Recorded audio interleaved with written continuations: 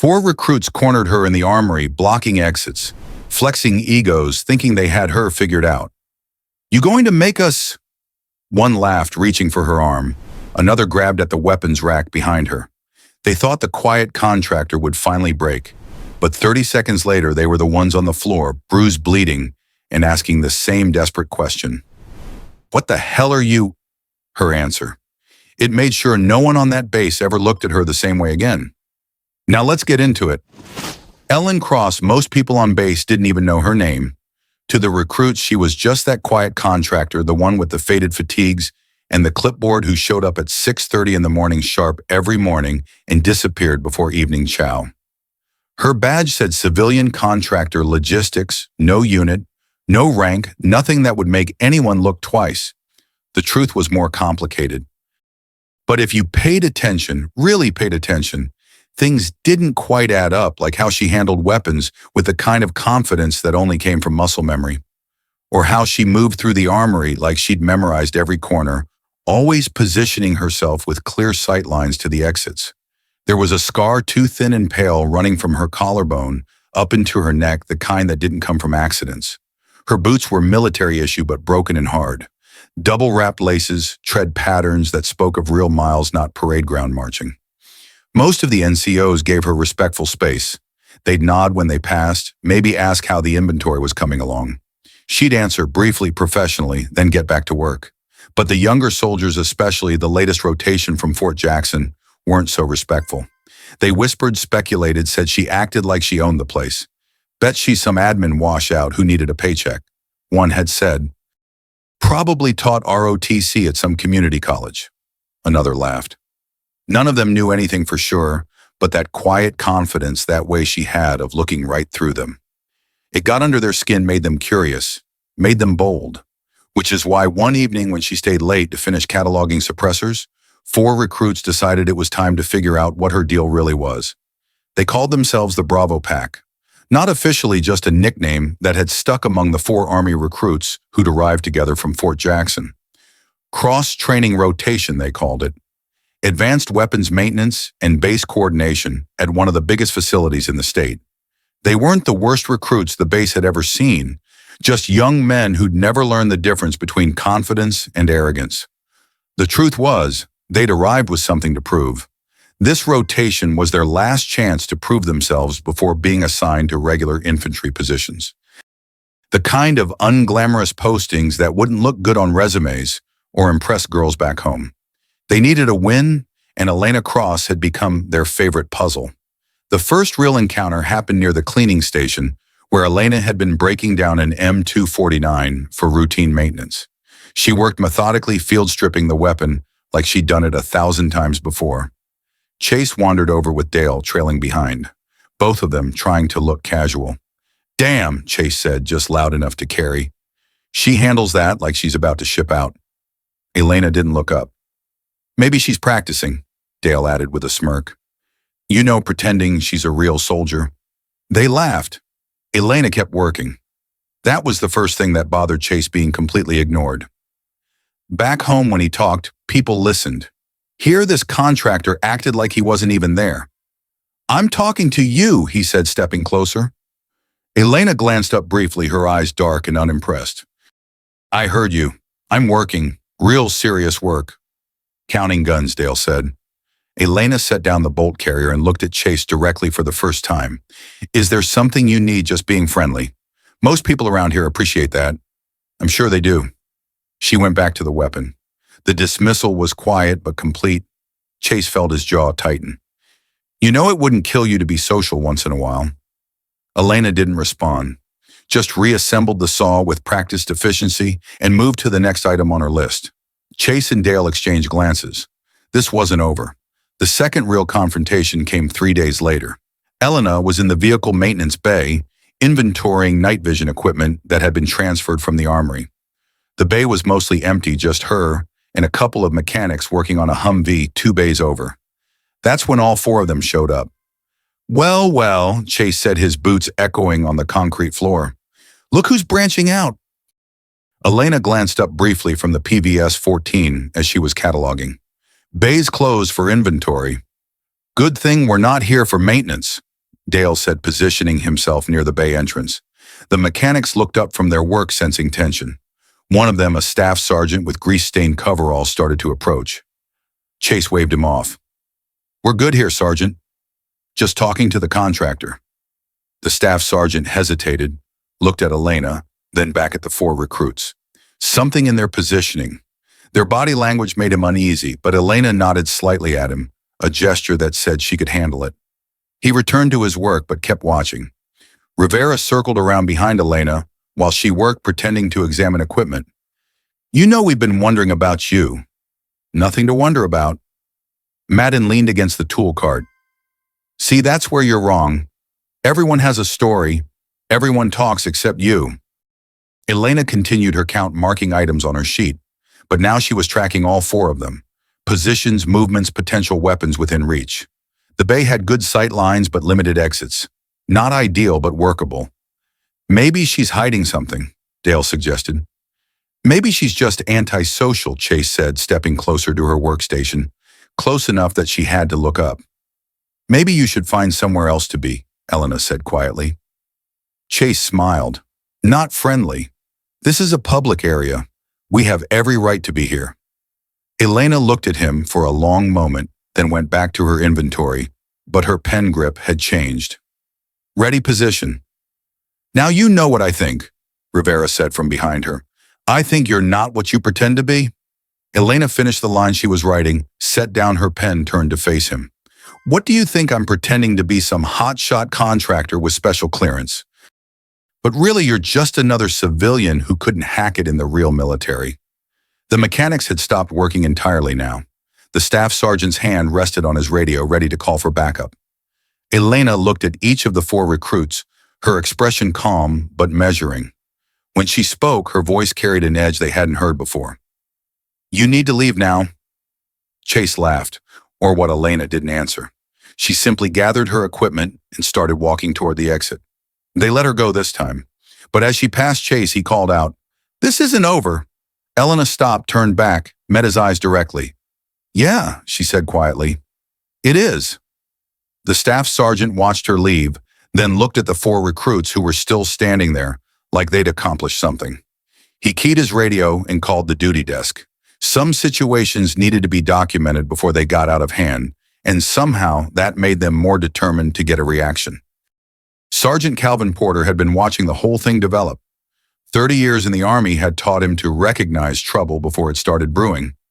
He'd noticed how the four recruits circled Elena like they were working up the courage to poke a sleeping dog. He'd also noticed things about Elena that the recruits had missed. The requisition form she signed with her left hand, despite being naturally right-handed. How she could estimate ammunition weights without checking the scales. The way she'd once corrected a Marine sergeant's field stripping technique without even looking at what he was doing. Most telling was the morning he'd watched her run. Not the pace, though. 5-minute miles suggested serious training. It was how she moved when she thought no one was watching. The tactical breathing, the way she varied her route slightly each day, how she'd pause at certain points along the perimeter, scanning like she was conducting reconnaissance rather than just exercising. 30 years in the Army had taught Porter to recognize operators. Elena Cross might be wearing civilian clothes, but she moved like someone who'd spent time in places where situational awareness meant survival. But there were other ways to deliver warnings. You ever hear the saying, "Still waters run deep"? Yeah, I guess means some people are quiet because they got nothing to say. Others are quiet because they got too much to say, and they're smart enough to keep it to themselves. Porter let that settle. Smart people figure out which kind they're dealing with before they do something stupid. Chase's expression tightened. "You saying we're being stupid, I'm saying you're young soldiers in a new place, trying to figure out where you fit. That's normal, but I'm also saying you're circling someone you don't understand, and that's dangerous." Dangerous. How Porter was quiet for a long moment, looking across the motor pool where mechanics were starting their evening routines. "The most dangerous people don't advertise it," he said finally. "They don't talk tough, don't start fights, don't go around proving how hard they are. They just are. And if you push them far enough, you find out what dangerous really means. You saying she's dangerous? I'm saying some folks stay quiet because they've walked through loud places. Smart people respect that." Chase was quiet, but Porter could see the wheels turning, pride wrestling with caution. "Understood, Sergeant," Chase said finally, but his tone suggested he'd heard the words without accepting the message. Porter recognized that tone. He'd heard it from young soldiers before, right before they learned hard lessons. "I hope so, son, because some mistakes you only get to make once." As he walked away, Porter found himself hoping Chase was smarter than he looked. But experience had taught him that hope wasn't always enough. Some people had to touch the fire to learn it was hot. It was 7:30 in the evening when Elena Cross realized she wasn't alone in the armory. She'd been cross-checking serial numbers in the back section, the part where they kept the suppressors and specialized optics. The main lights had dimmed to night cycle, leaving just the security floods that cast everything in harsh shadows. The door had opened quietly, too quietly for someone with legitimate business. 4 sets of footsteps, moving with purpose, but trying to sound casual. Elena didn't look up from her clipboard, but her grip shifted slightly. Pen between her fingers now, not beside them. 4 hostile contacts, a standard box formation, 1 controlling the exit, 2 flanking, 1 taking point. They might not have realized they were using textbook containment tactics, but their instincts were sound. The armory gave her advantages and disadvantages. Advantages: lots of hard surfaces for redirection, limited space favored close quarters combat, multiple potential improvised weapons. Disadvantages: no secondary exits, concrete floors would amplify noise, and any real violence in here would trigger automatic security protocols. But first she'd try to de-escalate, because the paperwork for a civilian contractor hospitalizing 4 recruits would be a nightmare. Working late again, Chase's voice carried across the space. She heard them spreading out, 1 by the door, 1 near the main racks. 2 moving to flank her position. Standard containment, whether they knew it or not. "Evening," she said without turning around. "You always this dedicated, Rivera?" asked his voice coming from her left now. "Or just avoiding people?" Elena finished the line she was writing, then slowly turned to face them. Chase stood directly in front of her, maybe 6 feet away. Close enough to be intimidating, far enough to claim it wasn't threatening. "Is there something you need?" she asked. "Yeah," Chase said. "Some conversation. Everyone on this base gets along except you." "You've got the wrong person for that," Dale laughed from near the door. "See that attitude right there, like you're better than everyone else." Elena scanned their positions again. Exit routes, potential weapons, distance calculations, old habits. "I'm not better than anyone," she said quietly. "I just prefer to work alone." "Well, tonight you don't get to," Rivera said, stepping closer. The temperature in the room seemed to drop. Elena looked at each of them in turn, her expression calm but measuring. When she spoke, her voice carried a tone that made smart people listen. "Walk away." Chase laughed. "What now?" It wasn't loud, wasn't angry, just final. For a moment they hesitated. Something in her voice and her posture suggested they were missing something important. But then Chase stepped forward, emboldened by his audience. "You don't get to give orders here." He reached for her clipboard. Elena didn't move away. Instead, she set the clipboard down carefully on the shelf beside her. "You sure about this?" she asked. Rivera grinned and grabbed her arm. That was the moment everything changed. The arm Rivera grabbed wasn't soft, wasn't yielding. It felt like steel cable wrapped in skin. Elena turned her head slowly, looked at his hand on her bicep, then met his eyes. "Bad choice," she said before he could react.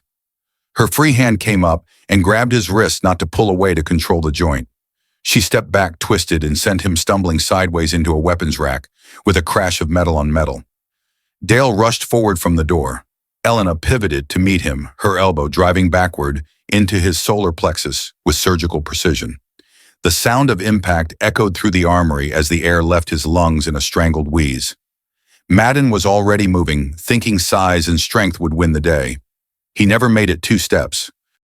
Elena dropped low, swept his legs, and used his own momentum to send him crashing face first into the concrete floor. Chase lunged desperately, trying to wrap her up in a bear hug. Elena slipped inside his reach, drove her shoulder into his midsection, and lifted him off his feet before slamming him down onto the unforgiving tile. The entire fight lasted 28 seconds. When it was over, 4 recruits lay scattered across the armory floor like broken toys. Dale gasped for air that wouldn't come. Rivera clutched his wrist against his chest. Madden wasn't moving. Chase sat propped against a weapons rack, blood trickling from his nose, his eyes glazed with shock. Elena stood in the center of the destruction, breathing steady, not even winded. She picked up her clipboard and looked down at Chase. "Who are you?" he mumbled through the blood. Elena crouched down so they were eye level. Petty Officer First Class Elena Cross, United States Navy SEAL Team. 2 tours in Afghanistan, 1 in Somalia. She paused, letting that sink in. 37 confirmed kills, 16 hand-to-hand. She stood up, straightened her uniform shirt. "I'm not a contractor. I'm on medical leave while the Navy decides if my injuries are permanent. They put me here because I can still serve without being a liability." She looked around at all of them. "I changed my schedule to avoid this. I stayed quiet, kept to myself, gave you every chance to leave me alone. But you decided quiet meant weak." Rivera managed to whisper, "We didn't know." "No, you didn't, because you never bothered to find out. You made assumptions based on arrogance, and that almost got you killed." She walked to the supply closet, pulled out a first aid kit, and tossed it on the floor between them. "Clean yourselves up, file whatever report you want, but understand this. I tried to be the person who avoids trouble. You forced me to be the person who ends it." She gathered her papers, checked her watch, and headed for the door. "Anyone else want to test whether I'm antisocial?" No one answered. Elena nodded once and walked out, leaving 4 young men who just learned the hardest lesson of their military careers. Some people stay quiet because they have nothing to prove. Others stay quiet because they have already proven everything. By morning, the story had spread through the entire base. 4 recruits had cornered a civilian contractor in the Armory, tried to intimidate her for some respect. Instead, they discovered she was ex-Navy SEAL who'd put them all on the ground without breaking a sweat. Elena Cross, Petty Officer, First Class, United States Navy, Naval Special Warfare Command, 2 combat deployments, Silver Star recipient for actions during a hostage rescue operation in Somalia that had saved 8 civilian aid workers and 3 fellow SEALs. Medical evacuation from Afghanistan following IED attack. 18 months of rehabilitation. Currently on medical leave pending permanent disability determination. She's not just ex-military sergeant, she's one of the best operators the Navy's produced in the last decade. Porter's expression didn't change, but Webb caught the slight widening of his eyes. "The recruits," Webb closed the file. "Brennan Chase medical discharge. His nose will heal, but the psychological evaluation shows he's not suitable for continued military service. Too aggressive. Poor judgment under stress." He moved to the next folder. Mickey Dale and Jonas Rivera suspended pending disciplinary review. Dale will probably get administrative separation. Rivera might get another chance if he can prove he's learned something. And Madden's 6 weeks medical leave, then reassignment to non-combat logistics. The concussion was worse than initially thought. No more frontline positions. Porter absorbed this silently. Webb leaned back in his chair. "Tell me, Sergeant, in your professional opinion, how badly could this have gone?" Porter considered the question carefully. "Sir, if Petty Officer Cross had felt genuinely threatened, if she'd believed they intended sexual assault or serious bodily harm, we'd be dealing with fatalities, not bruises." "She held back considerably, sir. Everything I saw suggested controlled response. Minimum necessary force. She could have killed any or all of them with her bare hands." Webb nodded grimly. "The SecNav's office has already called. They want to know how 4 of our recruits ended up in the hospital after attacking a decorated Navy SEAL." He walked to the window overlooking the training grounds. "This is about the culture we've allowed to develop here. When 4 young men think they can corner a woman and intimidate her without consequences, we failed somewhere along the chain of command." "Yes, sir. New policy effective immediately. All contractor personnel with military backgrounds will have their service records made available to unit commanders. Not classified details, but enough to ensure proper respect." Webb turned back to face Porter. "And I want mandatory briefings for all incoming personnel about respecting civilians on base, regardless of their apparent position or background. Make it clear that every person here deserves basic human dignity." "Roger that, sir." As Porter stood to leave, Webb added, "One more thing. Find out where Petty Officer Cross requested transfer to. I want to write a personal letter of recommendation for her file. Sir, she showed remarkable restraint under extreme provocation. That's exactly the kind of person we need more of in uniform, not fewer. The official reports were classified. The recruits were quietly transferred to different units. Chase received a medical discharge when it became clear his injuries would affect his ability to complete training. But the legend grew anyway. None of them ever spoke publicly about what happened. But the lesson traveled.